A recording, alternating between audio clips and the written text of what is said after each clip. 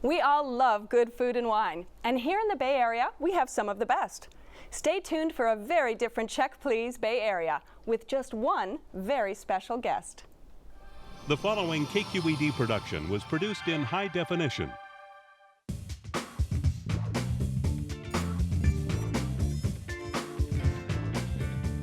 Yes, Check Please, people!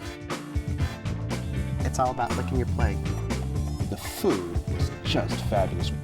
I should be in psychoanalysis for the amount of money I spend in restaurants. I had a horrible experience. I don't even think we were at the same restaurant, and everybody, I'm sure, saved room for those desserts. You better. Check Please Bay Area is brought to you in high definition by the Campaign for the Future Program Venture Fund and the members of KQED. Hi, I'm Leslie Sabraco. Welcome to Check Please Bay Area, the show where regular Bay Area residents review and talk about their favorite restaurants. Now, we usually have 3 guests, but this time we have just one very special guest who, when he's not in the kitchen, loves to sit at the table to savor the flavors of good food and wine. And as this is Check Please Bay Area, we're revisiting 3 restaurants from our first season. We'll also taste some food and wine from these locations. Now, our special guest is Jacques Pépin. Hi, Jacques. How are you? Okay, how are you? Good. I'm so thrilled to spend the next half an hour eating and drinking with you. I'm delighted. I don't even have to cook. All you have to do is pour. I'm going to give you some champagne. That's here. right. We need to kick off with bubbles. Here. This is the De la Motte. De la Motte, 1999. A beautiful vintage champagne. Do you pour it twice also? I pour it as much as I can, yes, actually. Me too. I empty my glass and then I pour it again. Me too. Now, do you remember your first glass of champagne? Not really, but it was so long ago. I think actually it was probably not champagne. Where I am from, you know, next to Bourg-en-Bresse, we drink something called Cerdon. Actually, we have it in this country too. I've had it, yes, which is a white, which is a sparkling red wine, really cheap. You know that my parents used to buy in the little restaurant, and it's done with I think it's Tanat or whatever grape it is too. It's quite good. Delicious. Well, I wish you could be with us. Well, we're making everybody jealous out there. Beautiful and creamy, this champagne. It's absolutely lovely. Yes. I hope the first segment lasts a long time so we can drink all the bottle. The nice thing is we have the whole bottle here, right? We keep it with us. They're going to want to take our glasses away, but we're going to hang on to them. No, we'll fight. I remember actually my first glass of champagne, and I think it was one of those things that turned me eventually into a wine expert. But I was a child, and my family, my father was an airline pilot, and we traveled all the time to Europe. And we were sitting at some old converted castle that my father hunted out and rented for us for the week. Wow. And my parents let me have a little champagne. And I thought, this is really good.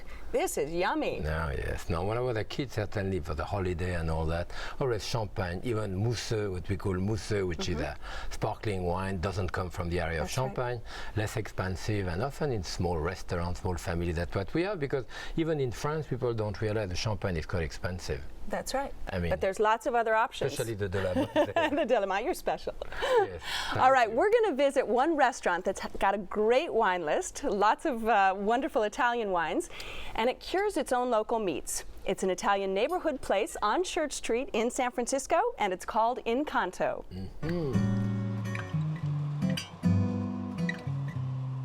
Incanto is my dream restaurant. I left a 13-year corporate career to open a neighborhood restaurant and to serve the city that I love, San Francisco. Our goal is to be a great neighborhood restaurant, and so most of our clientele is locally from here in Noe Valley. We serve rustic Italian food, and our philosophy, which I think is the core bedrock principles of Italian cooking, is to work with the absolute best local ingredients and to handle them very carefully and to present them in a way that isn't overly fussy or overly complicated. What we hope people experience when they come to Incanto isn't merely the quality of the food and the service, but what's often overlooked in Italian food and Italian cooking is a true sense of hospitality that comes through on the plate.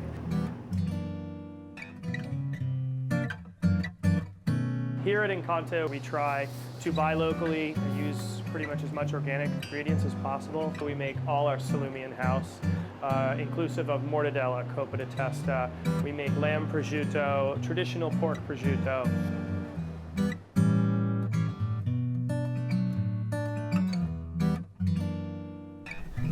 All right, Jacques, I see you eyeing the salumi platter Yes, here yes, from yes, Incanto. You know, they cure their own meats, Chris That's Cosentino, it. the chef. My God, you know, he's from next to me in Connecticut. Really? You know, from Old Saybrook, but this is Italian, right? This is Italian, I mean, look at absolutely. that. I'm going to have a piece of that one too. We've got some mortadella this is sanglier, here. you know. Is that Wild good? boar. I'm going to try that with my champagne. Can you talk with your mouth full? I'm very good at it, I can, actually. me too. The salami, look at that salami, it's beautiful, creamy, fatty, great smell. And we have two types of head cheese here. The standard head cheese, and this is like a rolled head. You know, again, fatty, but very creamy. We have a pâté de campagne, a country pâté. I think they do their own mustard too. Absolutely. And you have a mortadella. A mortadella. Well, I'm waiting. I'm pleased, sir. I'd like some salumi. You want me to serve I'd with love my to hand, have or- some. Okay, well, This, fine. there we go. Let's talk a little bit about head cheese, because that's not a big thing in the United States, although it's becoming more and more appreciated here. You grew up in Lyon, Yes. in France, and the gastronomic capital, as many say. Many people said that. Is yes. this type of charcuterie, a Oh, staple for you? Very, very common, yes. I mean, and more awful even than this. I mean, I won't even tell you all the different parts of the animal that we Merci. use. You know, from different, not only the kidney, but different viscera, different type of tribe, different type part of the stomach, which are used in Africa as well as in China, as well as the whole world over. But here we are slowly getting to eat some of the offals, you know, from sweetbread to whatever. And Incanto really does. I think they have offal dishes several times a week, because it yes. really is about appreciating the whole animal and That's honoring the whole heart. animal. The Chinese are very good at that, especially with the pork. I'm going to taste this one. I need bread for that. Can All right, you give want me some a bread? piece of Absolutely. You don't have to give. Just give me the bread. Thank you. Can I just throw it to you across the table? Yes. And you know, we could have the champagne with that too. Well, I tried the champagne here, but I actually chose a Spanish rosé. Oh yes. You know, if you were in Lyon, of course, you would probably have a Beaujolais. Cheers. Well, yeah, and this is a Tempranillo, no? This is Garnacha, Oh, Tempranillo, Garnacha, and Carignan. Oh, Carignan. From the Mont-Saint region, so northeastern Spain. Same grape varieties, really, that are in the south of France. Southwest of France, you will have the same Absolutely. type of thing. Very dry, very on the fruit. Huh? But hearty enough and smoky enough to go with this kind Yeah. of dish. And you know, those wines are usually quite inexpensive. Huh? This is $10 a bottle. $10, yes, that's my maximum. You don't spend any more than that? No, I drink a lot of more expensive wine, but usually someone gave it to me when I buy it. I'm pretty cheap. But anyway, I'm going to have more salami. And you can have more. Yes. People ask me, what is your favorite wine all the time? And of course, I always say my favorite wine is my wine that is in my glass at the moment. Exactly. Do you have any memories of Well, fantastic in France, favorite wines? when I was a kid, it was the wine. That is, my father was doing what we call a piquette, which is really a cheap wine. And a lot of farmers and a lot of people would do their own wine. And when you go there, they go to the cellar and just draw a pitcher of wine. So that was, quote, the wine. Usually it was red. And whether you had a soup, a tarte tatin, charcuterie, it was the wine that said there was no color to the wine. That is, it was a red wine, but anything you drank was always with that red wine, you know. And it was on the table with a basket of bread all the time. You know, and your that was a father very made his own important wine part. in your cellar. Your father was in Yeah, charge well- of the restaurant's cellar, right? That's right. Well, I do my own cider. I do. I've done some wine too, pretty bad too, but. I actually make my own wine. I call myself a garagiste Oh, you because do? it's in the garage. I make a little Oh. Syrah in the garage, so I'll have to have garagiste, you over. yes. I'll get you a bottle of Absolutely. Syrah. How have you seen things change in the Bay Area in terms of food? Because you have been involved my in God. food from Yes. the beginning. Yes, the food was always great here, but certainly 45 years ago when I moved to the US, I mean, there was two salads in the supermarket. There was iceberg and romaine, period. You know, there was no. I remember in New York going to a store and asking, D'Agostino, which was a very good store, and say, where are the mushrooms? And they say, aisle 5. That was canned mushroom. You had to go to a specialty store to get just regular mushroom. So here, of course, with all the vegetables that you have, and because of the season too, the food was always great, but it's much better, I think, than it has ever been. And it's interesting because most people say, you know, no one cook anymore. Well, if no one cook, what do they do with the stuff in the supermarket? Absolutely. I mean, at the end of the week, someone must use it. It's incredible to see what's happened with food. I mean, you came over in, what year was it, 1959? Yes. You were a young lad of 23 after working in That's some of it. the greatest kitchens in Paris and, Yes. and your family's own restaurants. Yes, absolutely. But you know, at that time, you go to the restaurant before theater.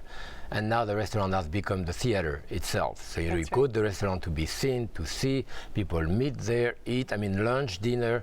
We had a great lunch today. I had one yesterday. I mean, it's amazing, the restaurant scene, you know, the way it is, and how people are interested in wine, in food. In food, it's on the rise. Everything is absolutely. And you were joking about, you know, you drank red with everything. The idea of food and wine pairing, probably for you. I also drink white with everything, and rosé with everything, and champagne with everything.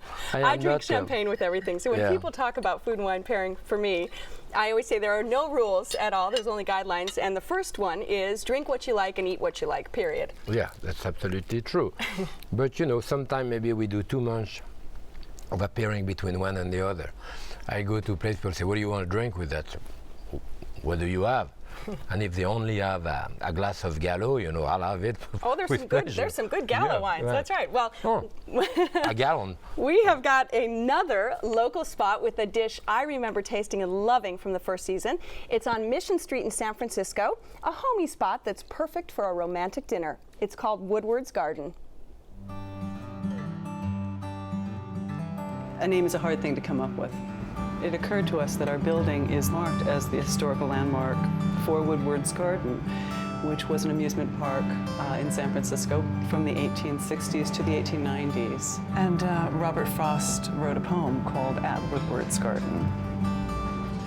We really kind of loved the idea of maybe tying our restaurant into some history, the history of San Francisco. We've been told that the restaurant reminds people of New York or Paris, and that's a great compliment. And that, in fact, we went to Paris a few years after we had opened, and we were like, oh yeah, of course, this is us, right? Now we know what we're doing.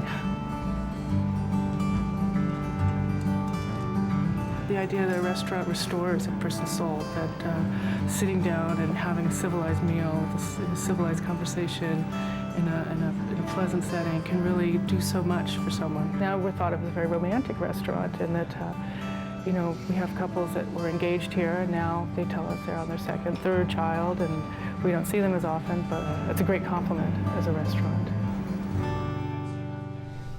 Now, Jacques, look at this in front of you. The dish that I fell in love with at Woodwards Garden was the butternut squash ravioli with Bellwether really Farms ricotta cheese. Isn't that beautiful? And I'm going to pour you a little Chardonnay. Okay. Actually, while we're doing this. Those are really large. See, I like the large ravioli like this. I'm very polite. I'm serving myself first. That's right. I'm pouring myself first, so I think I'm taking the biggest one. You know. I'm taking the most important thing on the table right here, the wine first. Yeah, there because see, with that you can put more of the stuffing in the center and less dough. And there is a black butter on top of that, or a brown butter. I can smell it. It gives that particular smell of nut, nutty. Beautiful, and there's some hazelnuts on top of it. May I have your glass for a little Chardonnay here? Now, the reason I chose, there's a couple of wines on the table that I chose. A Chardonnay, when I have a butternut squash ravioli, I think of creamy, rich, that beautiful, nutty, toasty, as you mentioned here, the brown butter. And that's what I get in a lovely Chardonnay, rich. This is from California. This is Russian River Valley, Linmar. And it has the richness, but it has that beautiful acidity that helps cut through the fattiness, if you will, of the dish. Did you the wine expert? So I never understand when people say, I want that Chardonnay with it because it's very buttery. This is very buttery, so there's a symbiosis. It works together. And then the next one will say, I'll have this one on it because it's exactly the opposite. So it cut down. It cut down on the taste. And that's why I say there's no rules with food and wine pairing. So we put another wine on the table because guess what? I love Pinot Noir just as much with butternut squash ravioli. Well, I love rosé, so we'll just blend it together. And I've been told it does blend in your stomach. I've been told that you do that with leftover bottles. That leftover you take a little bit and you make your own cuvée. Yes. Sometimes I put it in the vinegar. Most of the time I put it in my stomach and I mix it, make rosé there. Can we taste that? This is actually a that's Pinot good. Noir, Yeah. Te Karanga from New Zealand, which Zealand. I'm a huge Pinot fan, and I mentioned Champagne was sort of my first introduction to great wine, but Burgundy Wow. was absolutely the wine that I learned on, and to me this New Zealand is very similar to Burgundy. See, I'm from Burgundy. I mean, I'm from Lyon, Beaujolais, and so forth. But my tastes go to the Côte du Rhône more. I gave you one. And of course, Beaujolais. This is delicious, right? Isn't this wonderful? Very creamy Now, inside. let's talk a little bit, because I think of you as one of the original celebrity chefs, if you will. What do you think Thank of you. the cult of the celebrity chef nowadays? I think it's fun. I'm part of it. I mean, you can't take it too seriously, however. When you have a young chef who is 21 and with a newspaper article who say he's a genius, and the guy believes it, and that's where it's dangerous, you know, because you know, up to 20 years ago, the cook was really at the bottom of the social scale, and any good mother would have wanted her child to be a doctor, a lawyer, an accountant, but not a cook. Now we are genius, you know, so it's different. You left school. You left school when you were how old to get into the kitchen? I was 13, but I mean, it wasn't to become famous because it didn't exist. And when I left home, and I was 13, home was actually a restaurant where my mother was the chef. So I got out of there because there was too much work, so I went into apprenticeship. But you started working in the kitchen at 6 years old, so I mean, this has been your life. I don't remember my first glass of champagne exactly, but I remember from any age, you know, that my memory goes back to, I can see a kitchen and the smell of the kitchen, the noise of the kitchen, my aunt or my mother or whatever, yes. Right. Part of my cultural identity, you know, who I am. And you cannot escape yourself, you know, so no, but I'm still eating and drinking. What you've done is you've brought technique, you've brought classical training, and you've made it fun. You've injected it you've Americanized it, if you will. I've been very lucky. Yes, I am very Cartesian this way. I like to break down things and make it simple and comprehensible. And I have certainly been very lucky too. I was there at the right moment, and as I say, it's fun. And I mean, I have done so many shows at KQED, so it's always a great pleasure for me to be like home, you know, when I'm here. I know they had a sign, the Jacques dressing room. Oh yeah, yeah. They've got sure. they've got a shrine to Jacques here at KQED. Sure, yeah. What about butternut squash? What about new ingredients? And I mean, not that it's new, but it's sort of trendy right now. Yeah, butternut squash is very big now, and actually I've had it like 2 or 3 times in the last week. I was in Boston last week at Cleo Can Oranger does it. So he does it like a juice, which is liquid. So they put gelatin in it so that it becomes solid. So you can put it into your ravioli. Then, we did it in rice paper, and then you put it into like a microwave to heat it up. So when you bite into it, it's totally liquid, you know. So it's a bit of the type of thing that Ferrand Adrien and the new type. I was just saying to you before we came on that I had been to El Bouilly and had Ferrand's food. And what do you think of foam? I mean, it was magical for me. It was a wonderful, wonderful meal. I came in with very high expectations and walked out with complete awe. What do you think about foam? Well, I shave with it. I mean, but I like it on my cappuccino. Oh, yeah, right. I do too. I think it's great. I mean, it's without any question, you will take that food, give it to someone in the street in Barcelona or in Madrid, they wouldn't know what they're eating. Right. And but it does break new ground and so forth, and new idea. It's a little bit like when you see Jean-Paul Gaultier, you know, the French couturier, and you see the new collection, and you see those models going down the runway, and you say, who is going to wear that stuff, you know? Somehow it does trickle down somewhere, and likewise there, you know, even though it's not your everyday type of food, it's a special experience, eventually it does trickle down, just like Nouvelle Cuisine and other things did before. The amazing innovations, absolutely. Well, now our last visit today is to a little restaurant tucked away on Clement Street. It's a cozy place with an owner who's passionate about the French menu. It's called Chapeau. Chapeau. Chapeau. La category Chapeau is an upscale bistro. We are serving the restaurant food where it's more elaborate, more refined than a bistro. It's a small operation It's a family business. My wife and I do everything with a good team on the back. My head waiters do everything. I think we go to a restaurant not only for the food, but we go to a restaurant for a memory, for a souvenir. I learned a long time ago that the atmosphere, the food, and the service has to be equal. I mean, if one fails, then we failed.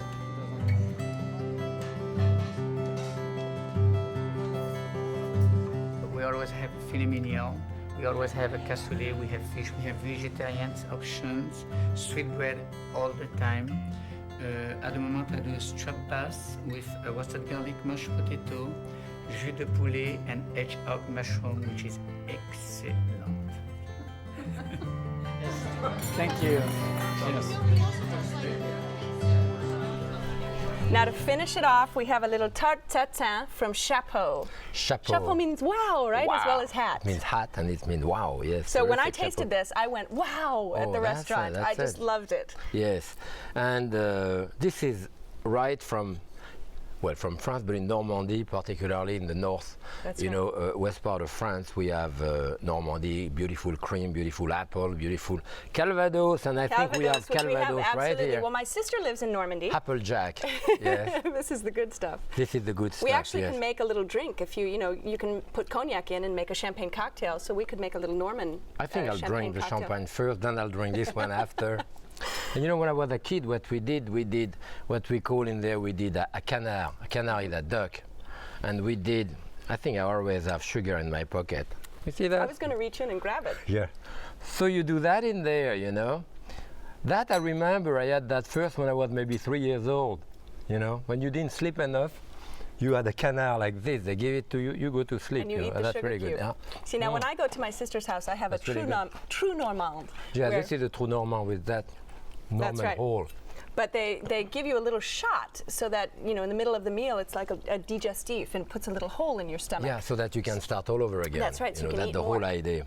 So you- Although you if we can take drank all more. of this, that would be a pretty big hole in our You're stomach. not kidding, yes. We'd have to go back and start from the beginning again. Mm-hmm. Okay. And the cream is very good here too. Cream from Normandy. From your sister. Mm-hmm. That is packs a nice wallop when you eat the sugar cube like that. Yes. Oh yes, it does. I have to tell everybody at home to do that. Yes. Fill it up with this. But I tell you, this is good. It's got a nice crust, very caramelized on the back here. Do you have a dessert that you prepare at home that is just an easy, if you're at home cooking on a Tuesday night for your wife and maybe your daughter, and what do you cook? Oreo cookie? Well, no.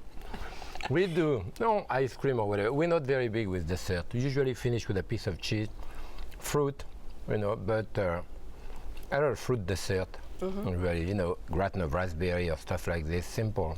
Now, if you, I know you cooked for 3 presidents of France, Yes, including de Gaulle. yes. If you would have brought him some ice cream for dessert, or Oreo cookies, what would he have said to you? Probably would have loved it. Yeah.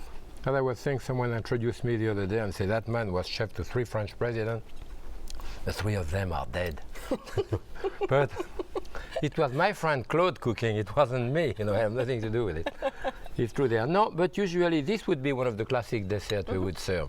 Tarte tatin, caramel custard, you know, œuf à la neige, you know, snow egg. Those would be very classic type of bourgeois cooking, you know, where you go for you don't go for the foam there, you go for the taste, you know. Absolutely. I mean, in depth. In fact, you know, I think that any food critic should be blind, should be requested. Should be blonde or blind? Blind, so that you can go to the taste and know what you're eating. That's right. Without worrying too much about, you know, sometimes it's too much when, you know, you have to do so much in terms of decoration, just kind of to titillate the palate of someone, to incite them to eat, when maybe half of the world is dying of hunger. So you say, what are we doing? See, you know, that's why I think Americans have fallen in love with you. Is Whoa. because, yes, they are, believe it or not, they're in love with you. Is because you bring this technique, you bring this training, as I mentioned before, but the passion that you have for food, whether it's Oreos or tarte tatin or you know, a fancy dish to the most simple, is infectious. I'm going to make another little hole. And Thank you. do you Very think, nice of you. Do you think that your enthusiasm has caused some of what's bubbling to the surface in terms of Americans' pleasure I don't know. with You know, food? as I say, I've been very lucky to be here. I mean, it's great to be a chef because you bring pleasure to people. If you do it for the right things, you know, if you do it for love, because there is maybe no love as pure, you know, as the love of food. I mean, when you cook, you always cook for the other, whether the other is your spouse or a friend or your mistress or your cousin or your child or anyone. Right. You know, you always cook for the other, and there is a great deal that's really unselfish love in that sense. And to that, I'm going to raise a toast. I do too. I'm going to raise a toast With both because hands? with No. both hands, I am a two-fisted drinker. Absolutely. 1, 2. Two.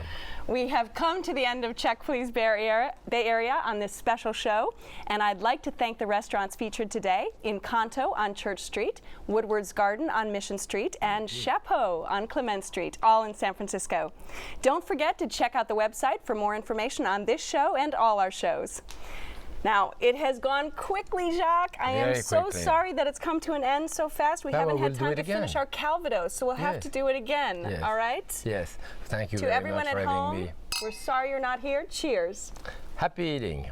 Thank you. Thank you, Jacques. Yes, two-fisted. We could do that. Right. This show is available in high definition, on demand, and via podcast.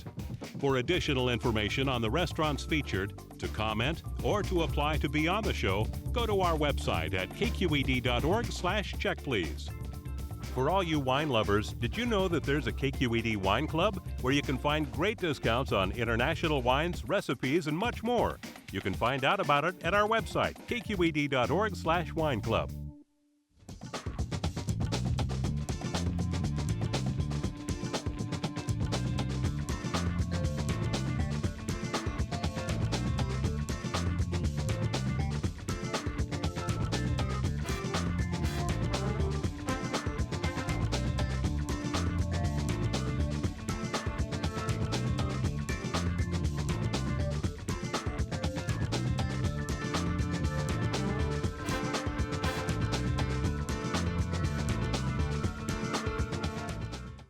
A KQED television production.